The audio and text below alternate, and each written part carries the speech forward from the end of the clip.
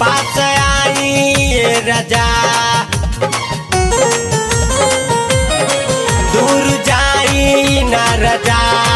पास आई राजा मोर जवानी में लागल बाटे आगी राजा जी जो बना बुझाता उला खानी राजा जी जो बना बुझाता उला खानी राजा जी दूर जाई ना राजा पास आई राजा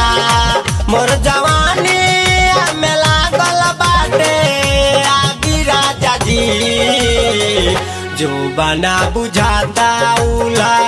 पानी राजा जी जो बना बुझाता उला पानी राजा जी।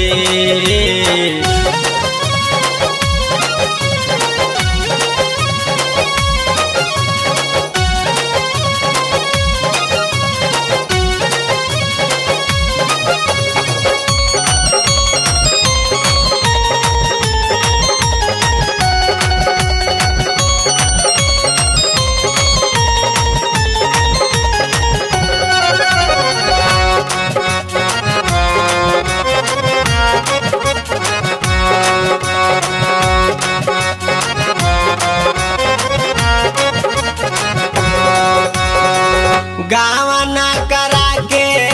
बलमुआ रउआ दूर रहतानी प्यार वाली बात राजा ना एको करतानी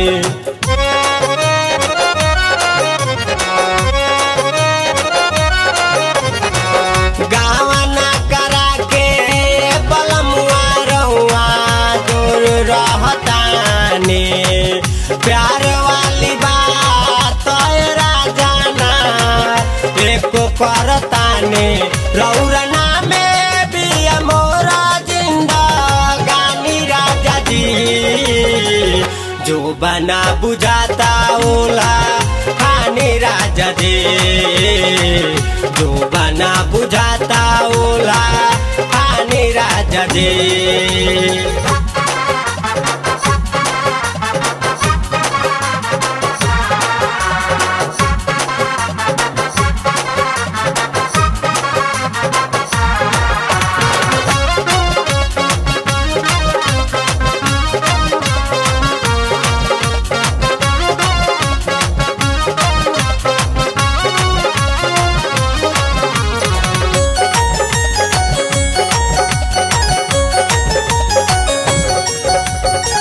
हमसे निहोराए बलमुआ रउआ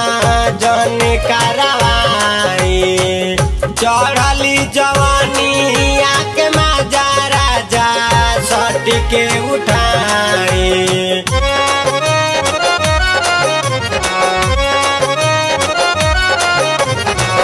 हमसे निहोराए बलमुआ रउआ जन करवाई चढ़ली जवानी आके माजा राजा सटी के उठाई होत बाटे हमके बहुत परेशानी राजा जी जो बना बुझाता उला पानी राजा जी जो बना बुझाता उला पानी राजा जी।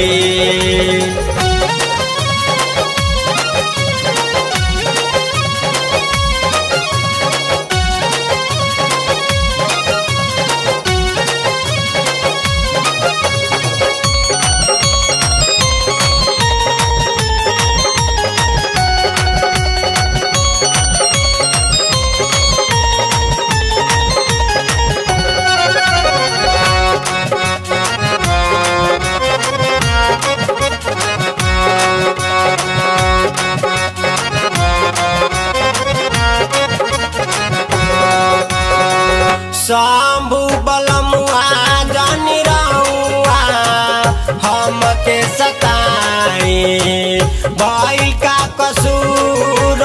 राजा हमके बताई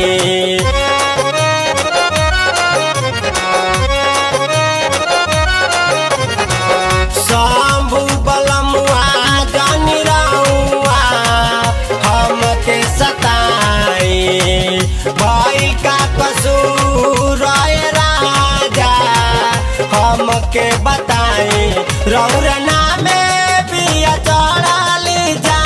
बानी राजा जी जो बना बुझाता उला पानी राजा जी